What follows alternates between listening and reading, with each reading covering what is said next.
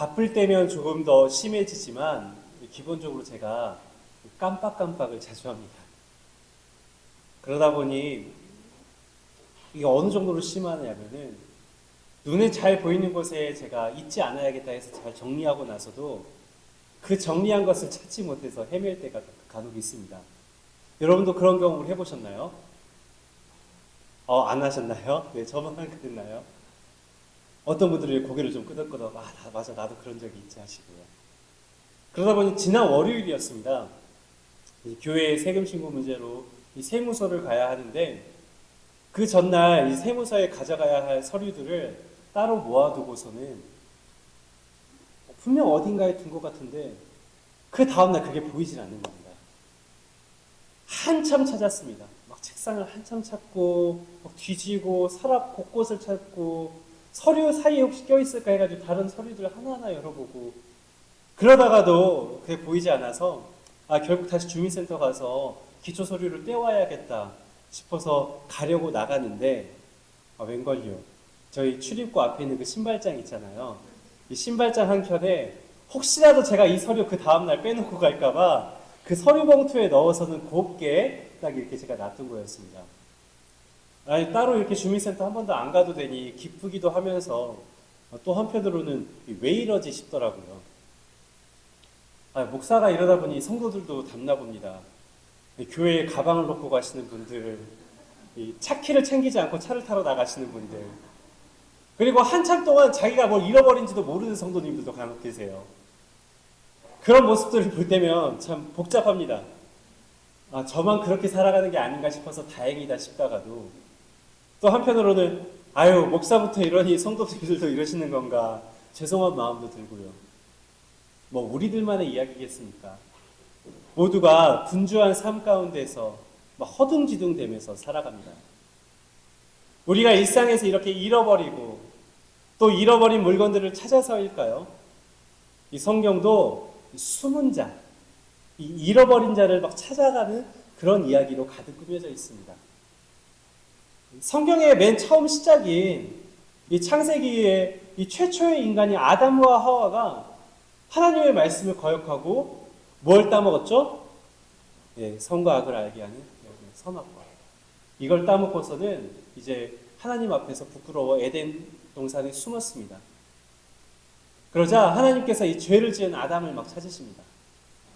아담아 어디 있느냐 찾으시는데 그때 아담이 뭐라고 대답을 하냐면요.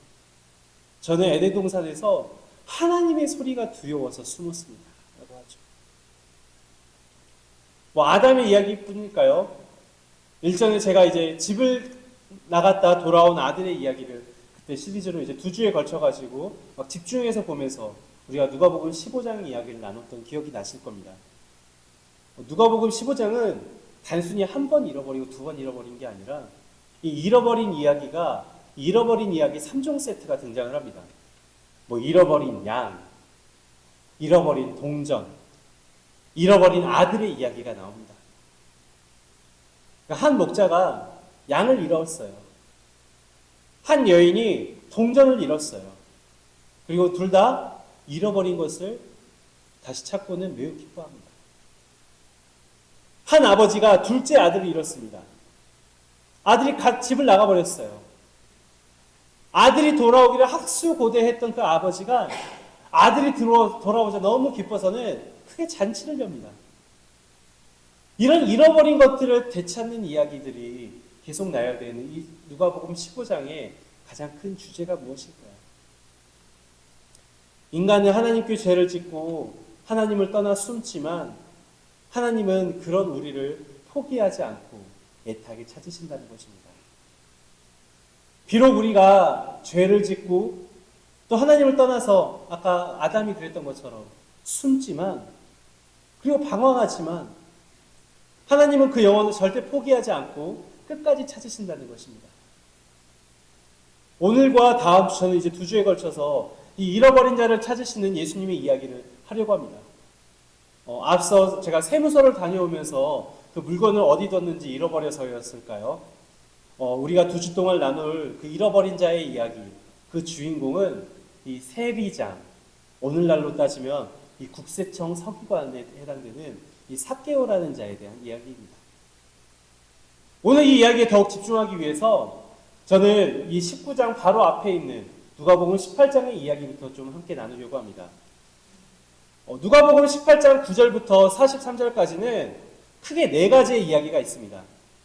첫 번째는 이 바리새인과 이 세리의 이야기, 예수님의 비유 속에 있는 바리새인과 세리의 이야기입니다.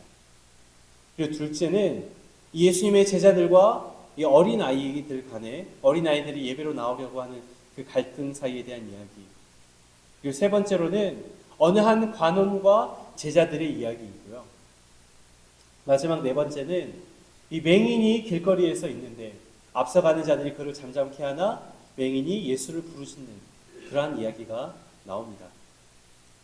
이 재밌는 거는 이 첫 번째, 두 번째, 그리고 네 번째 이야기들이 각각 스스로 자격이 있다고 생각하는 사람들과 아니야, 난 자격이 없어 라고 여겨지는 자들의 이 대립과 갈등이 이어진다는 것이죠. 이 이야기의 주제를 18장 9절에서 찾아볼 수가 있습니다. 함께 읽어볼까요? 시작!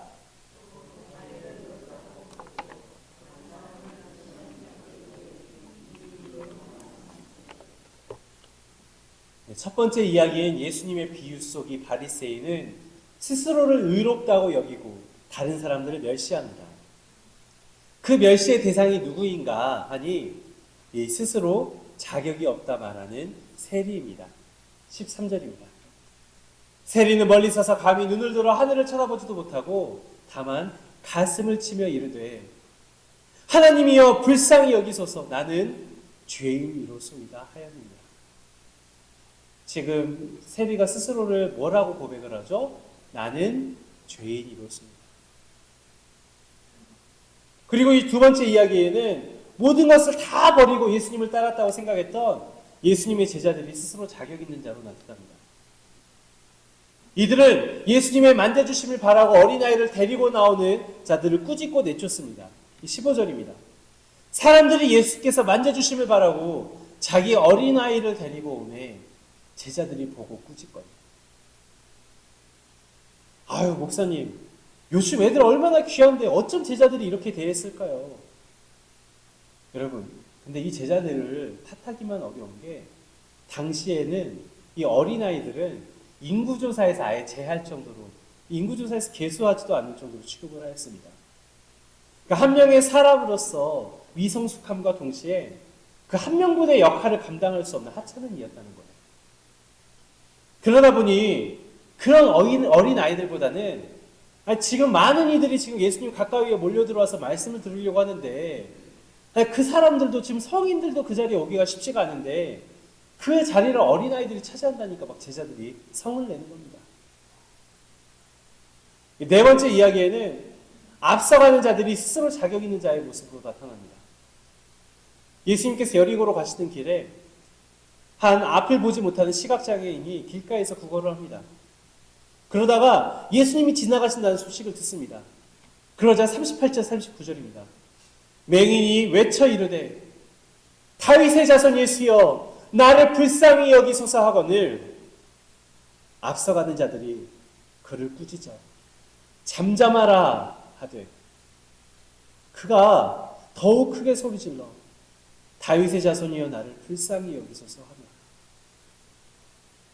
이들은 지금 예수님을 다윗의 자손으로 부르면서 자신을 불쌍히 여겨달라고 말하는 이 시각장애인을 꾸짖고는 잠잠하라고 이야기를 합니다. 당시에는 이 시각장애를 앞선 사람의 죄, 나의 죄이거나 혹은 그들의 조상의 죄로 인해서 내가 시각장애를 얻었다라고 생각을 했기에 그 죄에 있는 시각장애인이 예수님의 곁에 설 자격이 없다고 생각을 하였습니다.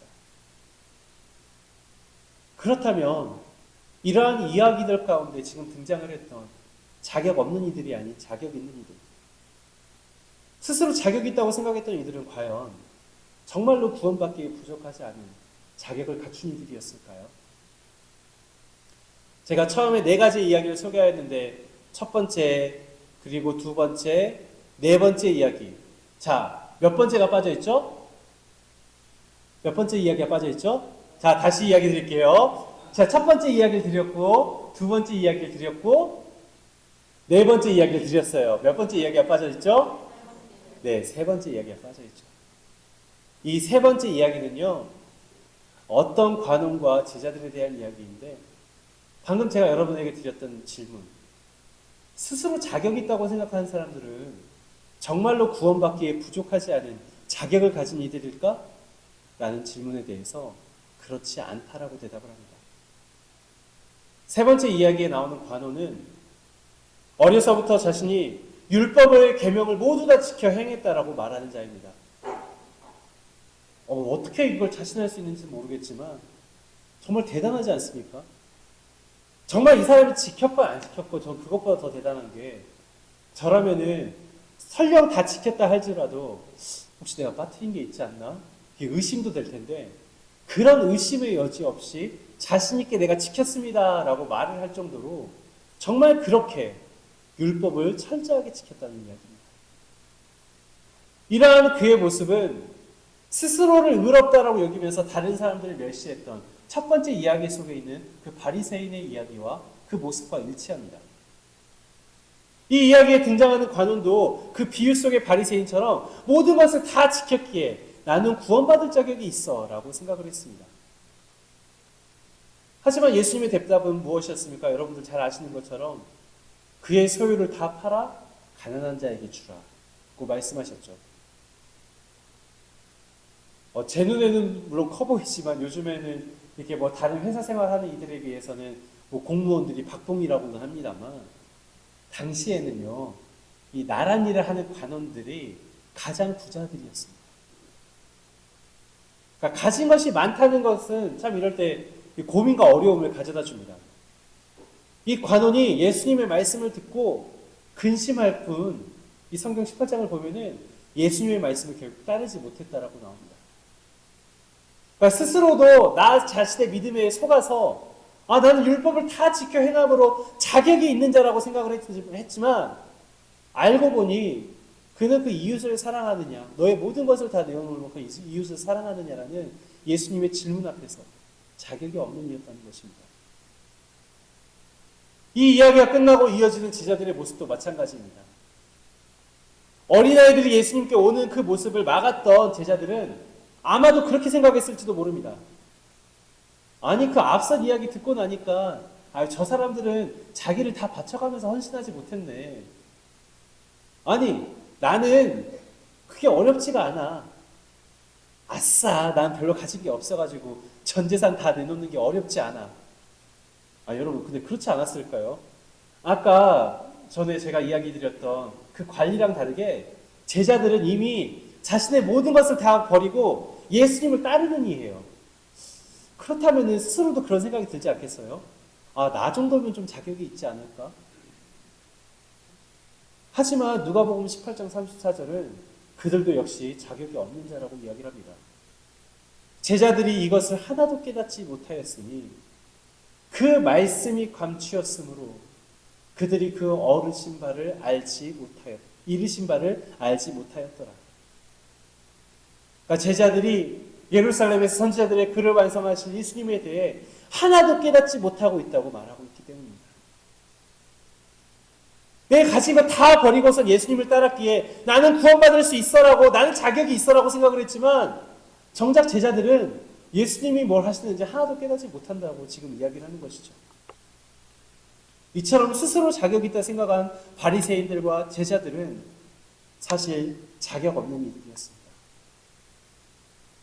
그 이유는 바로 이 말씀에 있습니다.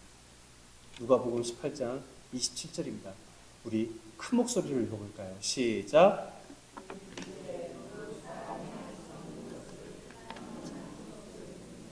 아멘. 네, 여러분들이 방금 읽으셨던 것처럼 구원에 이르는 일은 사람이 하는 것이 아니라 누가 하실 수 있다고요? 하나님이 하시는 거기 때문입니다. 그렇게 이어지는 오늘의 이야기, 삭개오. 오늘 우리가 읽은 삭개오의 이야기는 모든 자격 없는 자들을 대표합니다. 첫 번째 이야기의 자격 없는 자였던 세리처럼 삭개오의 직업이 무엇이었다고요? 자, 힌트를 드릴게요. 첫 번째 이야기에 자격 없는 자였던 세리처럼 삭개오의 직업이 뭐였다고요? 세리자. 그렇죠. 정확히는 세리장입니다. 두 번째 이야기에 자격 없던 그 어린아이처럼 삭개오도 키가 거인처럼 컸나요? 아니요. 키 작은 아이처럼 키 작은 삭개오였습니다. 네 번째 이야기에 자격 없던 시각장애인처럼 삭개오가 쉽게 예수님을 볼 수 있었나요? 아니죠. 많은 사람들로 인해서 예수님을 보기가 어려웠습니다. 삭개오는 앞선 나온 18장의 자격 없는 자들의 이야기의 총체입니다. 그런 자격 없는 삭개오, 예수님을 한번 보려고 돌 무화과 나무 위에 올라갑니다. 이 돌 무화과 나무는 무화과 나무의 일종으로 이 떡갈나무와 비슷하고 이 짧은 줄기를 갖고 있어 오르기가 쉬운 나무입니다. 그렇기에 이 개역한달 예전 번역은 이제 이 나무를 뽕나무로 번역을 했고, 저도 어렸을 때 그렇게 배웠던 것 같아요. 엉금엉금 뽕나무 위에 올라간 키 작은 삭개오, 이렇게 노래까지 불렀던데, 그죠? 근데 이 나무는 겉모습만 이 뽕나무를 닮았을 뿐 실제로는 이제 무화과 열매를 맺는다고 합니다. 그래서 개역 개정은 이 나무를 이 돌 무화과 나무로 번역을 하죠. 그런데 이 나무에 대한 것도 그냥 등장을 하는 것은 아닙니다. 이 돌 무화과 나무에 오른 삭개오의 모습은 사람들의 눈에는 볼썽사나운 모습이었겠지만 밑에 계시던 예수님의 눈에는 마치 이 무화과 나무가 맺은 열매 같아 보였을 것 같습니다. 사실 이 누가복음에 무화과 나무가 처음 등장하는 것이 아닙니다. 누가복음 6장 44절 45절에서는 예수님이 무화과 나무를 향해서 굉장히 냉정한 말씀을 하시기도 합니다. 44절부터입니다. 나무는 각각 그 열매로 아나니 가시나무에서 무화과를 또는 찔레에서 포도를 따지 못하느니라. 선한 사람은 마음에 쌓은 선에서 선을 내고 악한 자는 그 쌓은 악에서 악을 내나니 이는 마음에 가득한 것을 입으로 말합니다. 그러니까 한마디로 나무는 각각 그 열매로 안다고 하신 예수님의 말씀. 심지어 여기에 그친 것이 아니라 예수님은 누가복음 13장에서 한 가지 비유를 더 드시는데, 한 사람이 포도원에서 무화과 나무를 심었으나 3년 동안이나 열매를 하나도 얻지를 못했다고 합니다. 결국 그는 포도원지기에게 땅만 버릴 수 없다고 말을 하면서 그 옆에 있는 이 무화과 나무를 찍어 버리라고 이야기를 합니다. 하지만 포도원지기는 이제 주인에게 좀 더 시간을 달라고 요구를 하죠. 그리고 금년까지 두면은 자신이 열심히 두릅하고 거름도 주겠다고 이야기를 합니다. 그리고 그 후에 열매가 열리면 좋고, 그렇게까지 했음에도 불구하고 열리지 않으면은 그럼 어쩔 수 없이 찍어 죽이겠다고 이야기를 하죠. 자, 이 무화과 나무가 결국 이 누가복음 13장에서 결국에는 1년 후에 살아남았을까요? 죽었을까요? 우리 누가복음 13장을 안 읽었을지라도 왠지 나무에 대해서라면 다 아실 것 같은 우리 김영기 집사님, 과연 이 무화과 나무는 살아남았을까요? 죽었을까요? 네, 대답을 안 하셨는데 이게 정답입니다. 왜냐하면은 이 누가복음 13장에는 결국 이 예수님의 비유에는 무화과 나무의 열매가 맺었는지 안 맺었는지 이게 소개가 되질 않습니다. 일종의 열린 결말이죠. 그렇게 비유는 맺음없이 다른 이야기로 끝납니다. 그런데 저는 이 비유의 맺음이 오늘 이 본문인 것 같아요. 지금까지 열매 없던 그 무화과 나무가 오늘 엉금엉금 올라간 삭개오로 인해서 삭개오라고 하는 커다란 열매를 맺습니다. 예수님은 돌 무화과 나무의 열매로 나무에 매달린 삭개오를 보고서 그의 이름을 부르면서 이야기를 하시죠. 5절입니다. 예수께서 그곳에 이르사 쳐다보시고 이르시되 삭개오야 속히 내려오라. 내가 오늘 너의 집에 유하겠노라 하십니다. 예수님이 이미 삭개오의 이름을 알고 계셨습니다. 이것은 참 놀라운 일이지만 더 놀라운 것은 예수님이 삭개오의 집에 머물겠다고 하신 겁니다. 누가복음 안에서는 특별히 다른 사람의 집에 머문다는 것이 의미하는 바가 큽니다. 예수님께서는 제자들을 각 마을로 돌려보내면서 그 들어간 집에서 주는 것을 먹고 주는 것을 마시라고 얘기를 하죠. 들어간 집의 사람과 같은 것을 공유함으로써 그들 중 하나가 되라고 말씀하시는 겁니다.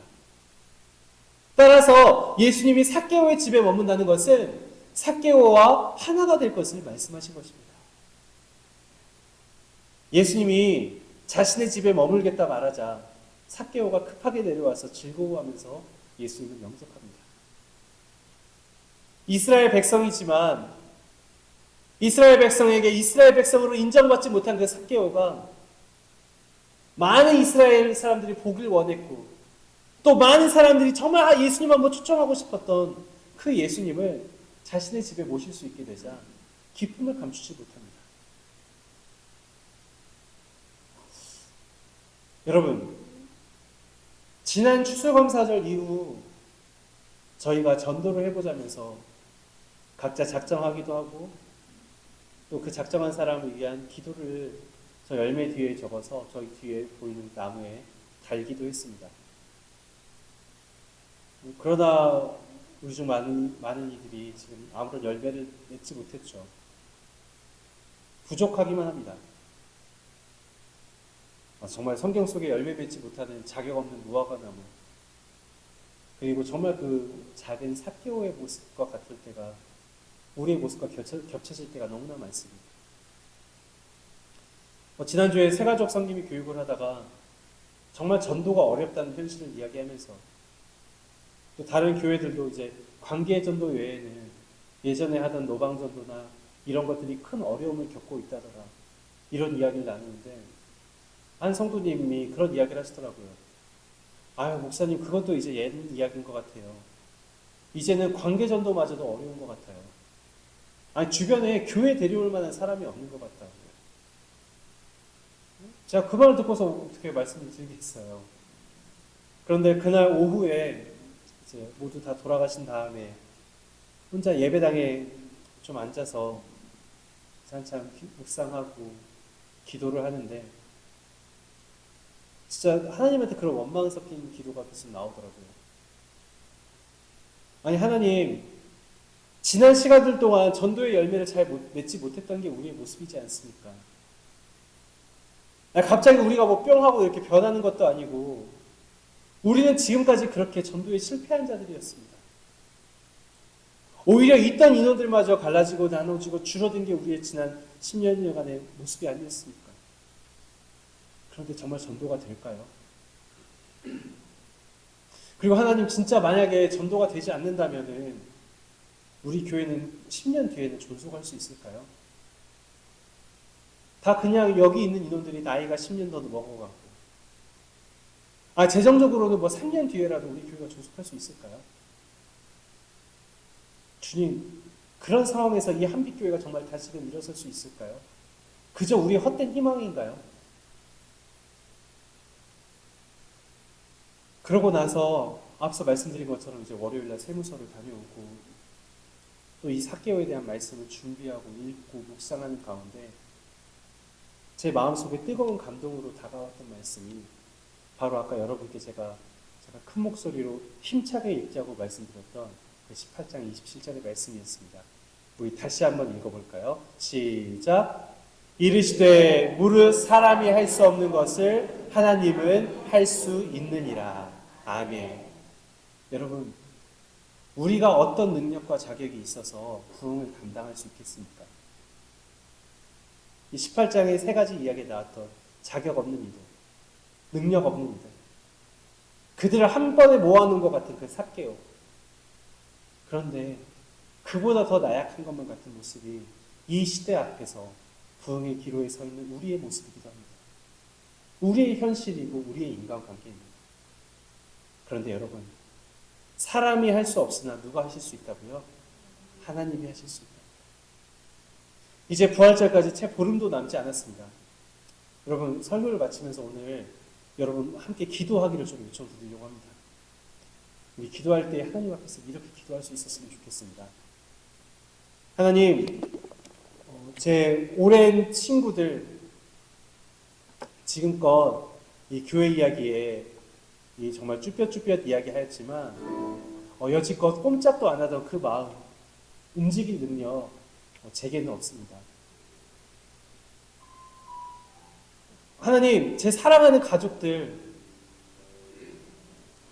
어쩌면 나의 가장 민낯을 가까이서 아는 그들 앞에서 하나님 사랑 이야기하면서 교회에 오자고 말할 자격제가 있을까요? 제게는 없습니다. 그런데 하나님, 이 시간 자격 없는 나의 이름을 아시고 능력 없는 나의 이름을 아시고 나를 오늘의 예배로 부르시는 주님, 주님은 하실 수 있음을 믿습니다. 우리 이런 고백을 가지고 기도합시다. 여러분 마음속에 정말 이번 부활절 데려올 그 한 사람, 주님께서 도와주시고 능력 주셔서 이 예배당에 함께 나와서 예배드릴 수 있게 해달라고 이 시간 정말 간절한 마음으로 함께 기도합시다. 기도하겠습니다. 아버지, 정말 하나님께서 아버지 우리 눈을 아버지 하나님, 우리의 지난 시간들은 아버지 하나님 정말 생각할 수밖에 없습니다. 심지어 그들에게 아버지 하나님 예배로 나오자고 이야기하기조차 아버지 하나님 그런 어려워요. 우리는 나약하고 아버지 부족하고 있습니다. 아버지 하나님, 그런 인과관계로 받아진다면 우리가 할 수 있는 게 무엇이 있겠습니까? 아버지 하나님, 우리 정말 그런 자격 없는 겁니다. 그러나 이 시간 아버지 하나님, 다시 한번 아버지 하나님의 말씀 앞에서 용기를 내어 나아가려고 합니다. 이르시되 우리 사람이 할 수 없지만 하나님께서 하실 수 있다고 아버지 말씀을 싸우니 이 시간 주님 앞에서 아버지 하나님 정말 기도하면서 정말 아버지 하나님, 정말 내가 지금까지 여러 번 이야기하지만 저 그들의 마음을 움직이지 못하였던 어쩌면 나의 가족들, 나의 자녀들, 나의 가장 가까운 친구들, 아버지 하나님 그들에게 담대하게 다시 한번 말씀의 복음을 전하게 하여 주시옵시고 그들이 정말 잘 교회에 정착하여서 아버지 함께 신앙생활로 나아갈 수 있게 주님 도와주시옵소서. 우리가 정말 영혼구원의 아버지 정말 중요함을 안다고 하면서도 아버지 하나님, 우리가 무엇 때문에 그리 자신이 없었는지요, 아버지 하나님, 우리는 무엇 때문에 그 앞에서 주저하고 머뭇거리기만 하였는지요, 이 시간 다시 아버지 정말 뜨거운 마음으로 아버지 그들을 위해서 기도합니다. 아버지 하나님, 정말 우리가 오랫동안 연락하지 못하였던 이들, 함께 신앙생활하였지만 지금 내 옆에 없는 이들, 아버지 하나님 그들에게 연락할 수 있는 용기를 주님께서 허락하여 주시옵시고 아버지 하나님 그들을 불러서 우리가 함께 한 마음으로서 우리가 교회가 다시금 그들에게 마음을 활짝 열고 환대하고 함께 손잡고 주님 앞으로 나아가는 그런 놀라운 역사가 우리 역사에 이루어지게 하여 주시옵소서.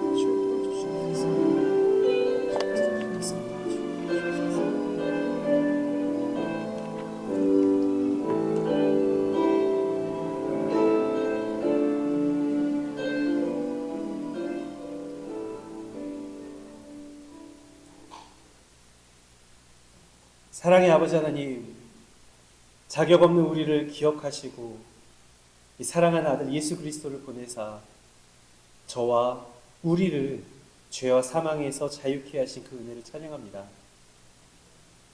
하나님, 지금도 우리의 앞, 뒤, 좌우는 아직도 이렇게 비어 있는데 여전히 세상에서 방황하는 사랑하는 가족들, 정말 내가 아끼는 나의 자녀들, 친구들이 있는데, 잃어버린 형제 자매들이 있는데 교회를 떠나서 어느 곳에도 마음 두지 못하고 정착하지 못한 이들이 있는데, 주님, 우리의 힘으로는 되지 않습니다.